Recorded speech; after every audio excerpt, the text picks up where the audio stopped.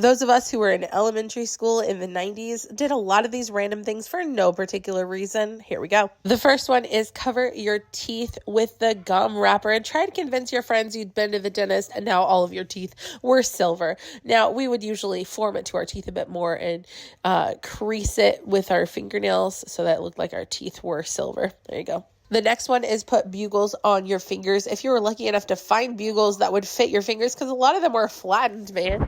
So apparently I'm not the only one who ran my finger along the line in the wall. And when you're an elementary school teacher, man, just getting the kids not to touch the art on the wall is impossible.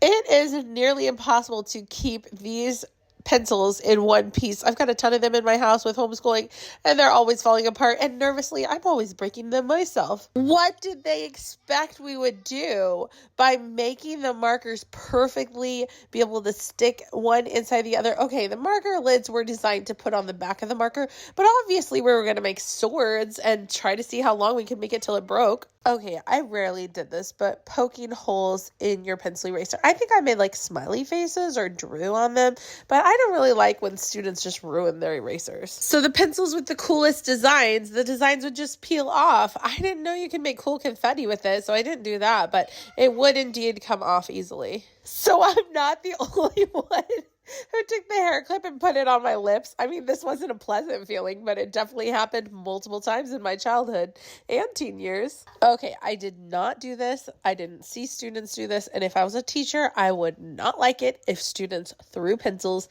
into the ceiling tiles. No doubt, kids would get in big trouble for this. The current generation of students will never understand, but when I was in school, our printer paper came with this extra little strip of paper on the side, and we would always take it off and fold it into cool accordions. This was not me, but I've seen this done. I knew kids when I was a kid and when I was a teacher.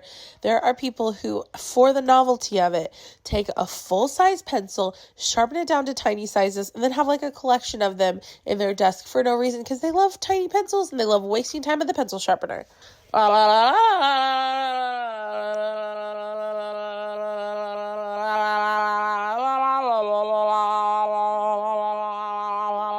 Why would we do this? Why was this a thing? I used to do this at my grandpa's house all the time. Admit it, you put soda in a cap and drank from there. I still do this for my 3-year-old just for fun. Another childhood pleasure that has zero explanation. Okay, kids to this day still do this. I can testify. And it's harder to get the chairs apart after they have sat on the stack. I don't know if I did this, but it looks like somebody had a lot of time on their hands to specifically put each noodle on their fork.